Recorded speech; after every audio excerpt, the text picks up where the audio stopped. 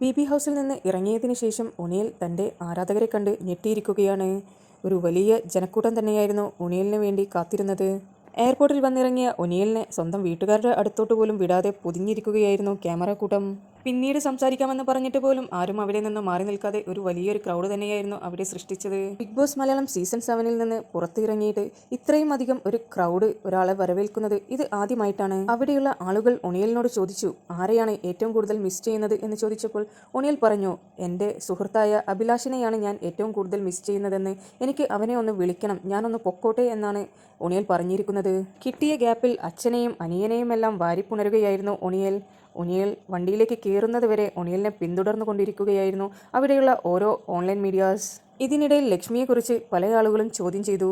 ഒനിയൽ പറഞ്ഞു, എനിക്ക് അവളെക്കുറിച്ച് സംസാരിക്കുവാൻ പോലും താല്പര്യമില്ല, അവൾ ശരിക്കും ഒരു മരമാണെന്നാണ് ഒനിയൽ പറഞ്ഞിരിക്കുന്നത്.